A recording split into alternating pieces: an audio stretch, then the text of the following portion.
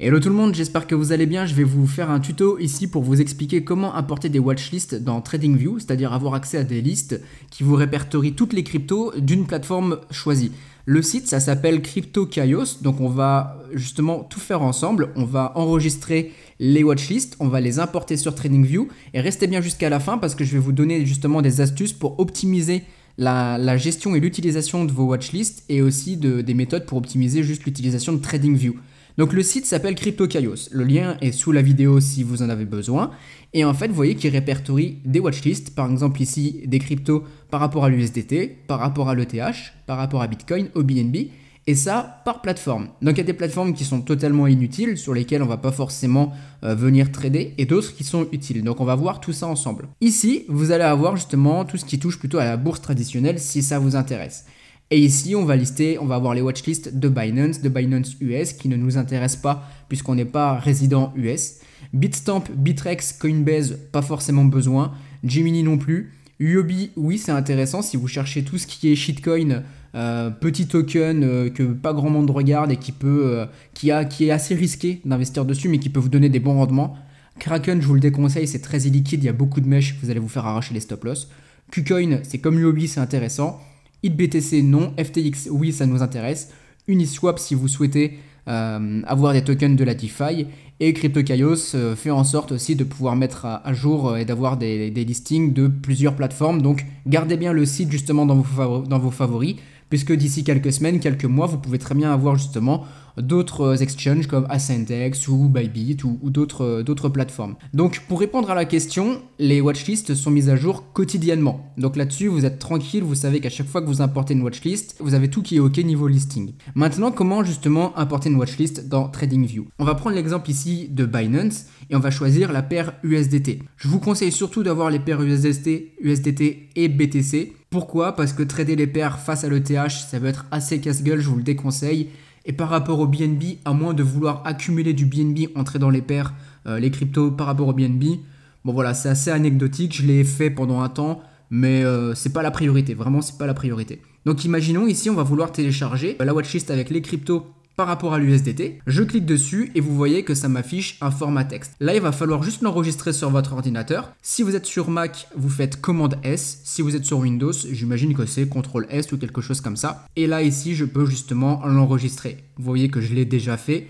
Je les ai déjà importés dans TradingView pour ma part. Mais voilà, vous faites enregistrer et vous avez le fichier sur votre ordinateur. Et vous faites ça pour toutes les cryptos, toutes les watchlists, qui vous intéressent. Je vous conseille vraiment Binance, FTX, et Huobi, KuCoin si vraiment vous cherchez des shitcoins. Par rapport à FTX d'ailleurs, ici vous avez les paires en USD. Donc si vous tradez avec de l'USDT, si vous connaissez déjà FTX, vous savez que vous pouvez trader les paires USD regroupent tous les stablecoins grosso modo, donc USDT, BUSD, etc., USDC. Donc c'est l'équivalent de l'USDT par exemple sur Binance. Et vous avez aussi les paires pour trader en levier. Donc ça c'est le PERP. Si vous souhaitez justement obtenir ces cryptos, vous cliquez dessus, vous avez le fichier et vous l'enregistrez. Et une fois que c'est fait, vous pouvez fermer le site, vous avez toutes les watchlists qui vous intéressent. Maintenant, on va aller justement dans TradingView et vous allez cliquer sur le petit onglet que vous avez juste ici. Et là, vous allez pouvoir importer des watchlists. Vous cliquez sur les trois petits points qui sont juste ici. Non, c'est ici, voilà. Et vous cliquez sur importer la liste. Vous cliquez et là, vous allez pouvoir justement simplement cliquez sur la watchlist qui vous intéresse, vous l'ajoutez et elle sera justement dans TradingView. C'est-à-dire que par exemple, FTX PERP, pour parler de ce qu'il y avait avec FTX avec les leviers, si je clique dessus, ma watchlist est importée et j'ai toutes les cryptos qui sont listées en levier sur FTX. Au cas où, ce qu'il faut savoir, c'est que vous allez avoir justement un petit coup à faire, jeter un œil à chaque fois sur les cryptos parce que vous voyez qu'il y en a qui sont en rouge, c'est des délistings. Donc c'est quelques déchets qui traînent encore dans les watchlists, vous les supprimez, elles ne sont plus dispo sur la plateforme, vous ne pouvez plus les trader. Souvent c'est parce qu'il y a un manque de liquidité, etc. Donc la plateforme les déliste. Donc là, vous cliquez sur la petite croix qui est à droite et simplement vous supprimez ce qu'il y a à supprimer. Ça prend 30 secondes, 1 minute par watchlist et après vous êtes tranquille. Maintenant je vous montre une astuce pour optimiser justement la gestion et l'organisation de vos watchlists. Vous voyez que là comme ça c'est juste organisé par ordre alphabétique. Si vous voulez organiser ça différemment, vous cliquez sur le symbole ici et vous voyez qu'il va vous le mettre différemment en fonction de soit le symbole, soit le dernier prix, soit le changement, etc. sur 24 heures. Donc nous on va rester par exemple ici dans l'ordre alphabétique.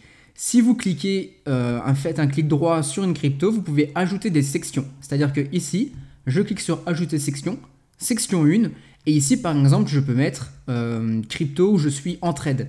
Donc celle que vous avez déjà dans votre wallet, etc.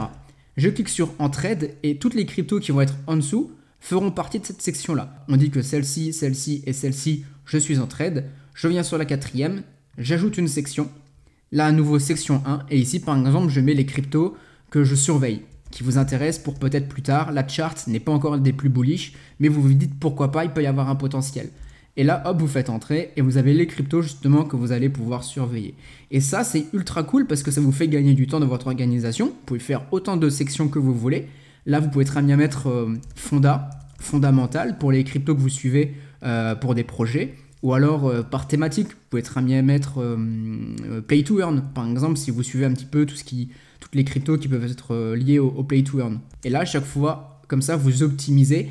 Et ensuite, si vous voulez déplacer une crypto, c'est simple, vous prenez votre souris par exemple, vous restez appuyé dessus et vous pouvez la décaler et la passer par exemple d'une crypto à surveiller à une crypto à je suis en trade dessus. Une fois que vous avez importé les watchlists, en cliquant à nouveau sur la petite flèche ici, vous pouvez justement zigzaguer de watchlist en watchlist. Si vous avez besoin d'en supprimer une, vous regardez la watchlist qui vous intéresse, vous cliquez sur la petite croix et bam, justement, vous allez pouvoir la retirer. C'est-à-dire que dès que vous voulez remettre à jour justement les watchlists, vous supprimez la vôtre et vous incorporez, vous importez justement la nouvelle. De cette manière-là, vous gagnez un temps qui est énorme, un confort d'utilisation et justement après vous pouvez faire l'analyse technique de toutes les cryptos qui sont listées sur une plateforme, repérer toutes les charts qui sont bullish sur lesquelles vous pouvez avoir des gros potentiels de gains. Dernière astuce que je vais vous partager par rapport à TradingView, c'est un site qui à la base est gratuit, mais quand vous passez sur des fonctions Pro, Pro Plus, Premium, vous allez avoir beaucoup plus de fonctionnalités. Vous avez soit un paiement mensuel, soit un paiement annuel, où là vous économisez 2 mois. Donc je vous conseille tout le temps l'annuel, c'est vraiment utile. Vous le voyez, moi je suis sur la partie Premium, c'est-à-dire qu'ici j'ai accès à un nombre de fonctionnalités qui est quasi illimité.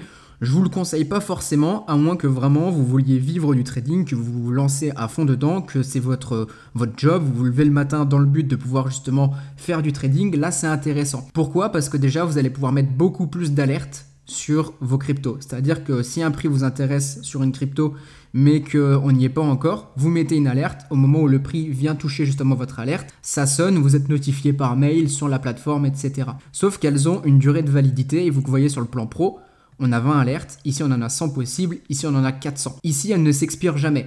Ici elles viennent justement s'expirer au bout de 2 mois. Donc si au bout de 2 mois et demi la crypto qui vous intéresse touche le prix que vous surveillez, vous n'allez pas être notifié. Donc ça c'est le gros avantage, vous pouvez mettre autant de graphiques que vous voulez, enfin voilà, ça c'est le premium, mais je ne le conseille pas à tout le monde.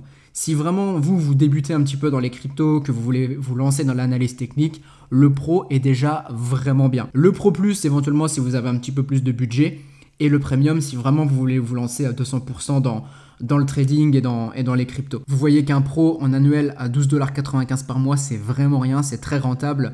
Le fait de pouvoir poser plein d'alertes, d'avoir accès à plus d'indicateurs, des choses comme ça, c'est vraiment un confort. Donc soit vous restez sur la version gratuite, soit au moins vous pouvez passer sur le pro. Et je vous mets un lien sous la vidéo pour avoir justement, si vous passez sur un plan payant, pouvoir encore économiser 30$ sur votre plan. Donc servez-vous-en si jamais vous passez sur une version payante. Au moins, prenez le lien de référal. S'il faut rester sur le gratuit, vous restez sur le gratuit. Mais si un jour vous passez justement sur du payant, vous pourrez avoir justement accès à cet avantage-là, donc profitez-en. Si vous avez des questions sur la vidéo, n'hésitez pas en commentaire ou alors vous pouvez rejoindre le Discord. Là aussi, le lien est dans la description et on se dit à très bientôt. Bonne journée tout le monde.